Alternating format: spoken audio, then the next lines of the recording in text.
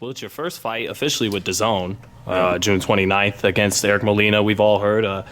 Do you knock Eric Molina out just like you did Alexander Flores in December, where the plan is when you go into a fight, you want to knock someone out cold, and so that's the plan. But we just gotta, we want to. I know that Kevin's gonna come up with a good game plan, and I just have to follow that, and just let it happen. And if you let it happen, the knockout will come. But was anything different against Flores? I know he's not quite the caliber of a Josh, but was it you in there maybe with more killer instinct, anything like that? I think what we practiced in the gym is what we portrayed on fight night, and so I believe if Kevin always tells me show more aggression, show this and show that, but fights before I didn't really display it in the gym. So when I got to fight night, I wasn't able to pull it out because it was something new. But now we're practicing how to do everything, and so I think we have a lot more killer instinct. I think a lot more aggression. And we're here to prove a point. We know we belong at the top, and we want to show it. Well, Molina's the first of 3 fights with DAZN and Matchroom. Ultimately, what big fight in the division do you think can happen during these 3 fights with DAZN? Firstly, Molina. Try and take care of business first. We can't sort of. And he hurt Wilder once. He hurt Wilder. He's been in the ring with. He's not scared to get in there and fight. But ultimately, for us, we want to avenge the losses that we had.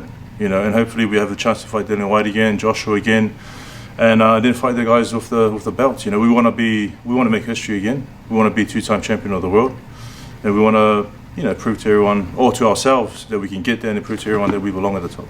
If you get Whyte in the ring again, how do you beat him? I mean, I just do the same. Because I know you went back and watched the fight. I just do the same thing without the headbutt. We had a good game plan going into that fight. We were doing everything right, and then in the second round got a headbutt. Things happen in boxing. Thankfully, we were able to stand in the ring and finish the fight strong. But in saying that, I think if we have the rematch, we'll have a better and longer camp, and we'll work on different things, to approach that fight and approach the style that he brings. Yeah, because that fight came up on short notice just a little bit. Short notice, it was a gamble. We took it. We believed that we could have beat him. We know we can still beat him. But, he was a better man on the day. Doesn't mean he's a better boxer. Did dropping him in the final round, does that give you confidence to carry into a potential rematch? Yeah. I mean, after, whatever happened in the ring with the headbutt and him sort of taking control a bit and then being able to drop him at the end, we were...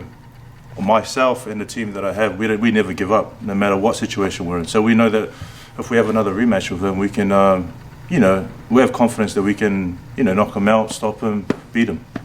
Going 12 with 2 guys who've been unified heavyweight champion, Joshua Ruiz, going 12 with Whyte in a war. What has all this done to you in the last couple of years? How's it changed you mentally and physically as a fighter? I think it's helped me a lot as a fighter.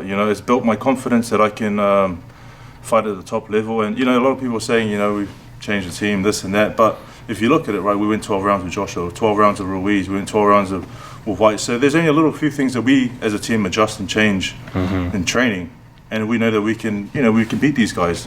But my confidence is right up there. I know that this is the first time after the last fight I sort of maintained a good training program in New Zealand. I actually came back in good weight, at a good weight in camp. So instead of focusing on losing weight in camp, it took me 6 years to finally realize that training in my off time is very important. So, and now I'm enjoying camp. I'm enjoying working on different combinations, making some angles, different techniques and skills instead of focusing on losing weight and looking good. Well, Kevin mentioned, you're growing into your grown man body now because you are 27. And I've skipped the boy body and I've skipped the man body, went to the beast body.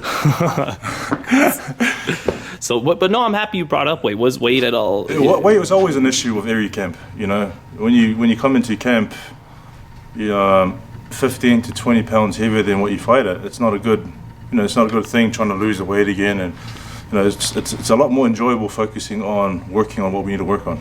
Is it that Kiwi Samoan diet? Is that what? It's just back in New Zealand, I was having a good time and enjoying good food, but now I think seeing I think the maturity is kicked in now, and I want it a lot more. I want it. Kevin wants it. David Higgins, Matchroom. I think we all want the goal for us is to be champion again. So now we're doing the right things. Because I imagine being 25 years old, heavyweight champion of the world, it's a little hard not to indulge sometimes. Oh, listen, I love food. Right. And I love to have fun. I was 24, yeah. But now, like I said, we have a different focus. We have the goals in front of us that we want to achieve, and we're aiming towards those goals. And you're very confident you will become I'm confident. heavyweight I'm very champion confident, again. yeah. You just put them in front of me, and I'll do my best to knock them out.